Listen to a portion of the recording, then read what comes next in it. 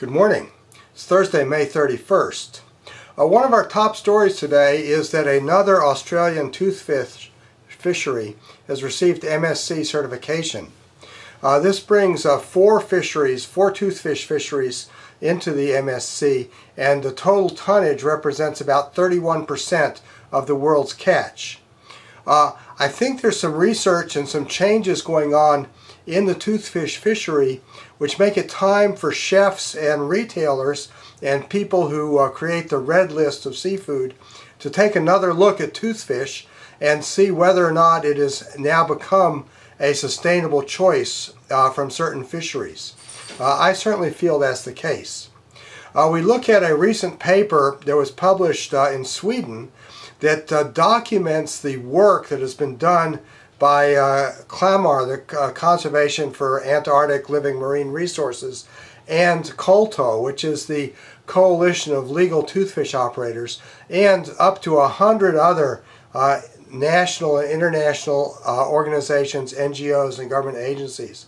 And what this paper has found is that there has been an extraordinary level of cooperation that has dramatically reduced to almost nothing illegal IUU fishing of toothfish in the Southern Ocean. So one of the principal arguments that NGOs and people have had against toothfish, that is an IUU fishery, is patently no longer true.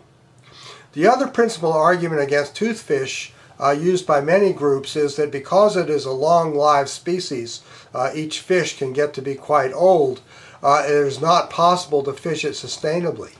That is also not a scientific argument. We have another interview with Ray Hilborn in our news today, and among the points he makes is that many of the people who create red lists don't understand the issue of sustainability.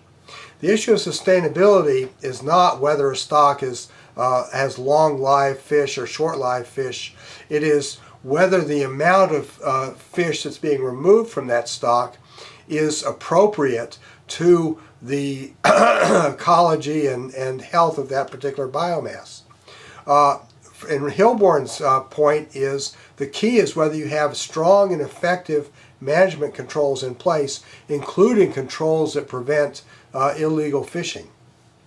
The situation in Australia is certainly that this Southern Ocean fishery does have these type of management controls, and that there is very efficient and effective monitoring of the fishery, partly through the efforts of the industry itself, because it is such a remote fishery.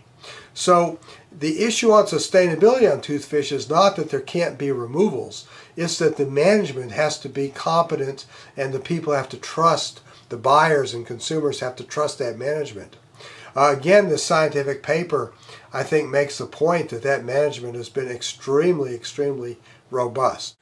I was at a seminar in New York sponsored by ASME at the International Meeting of Culinary Professionals with Oceania Executive Chef Ben Pollinger last March in New York.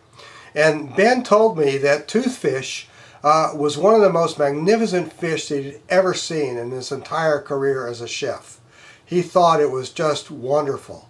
And yet Ben is somebody who is very committed to sustainability, and in Oceania they only serve fish that they feel is totally appropriate from a sustainability and conservation standpoint.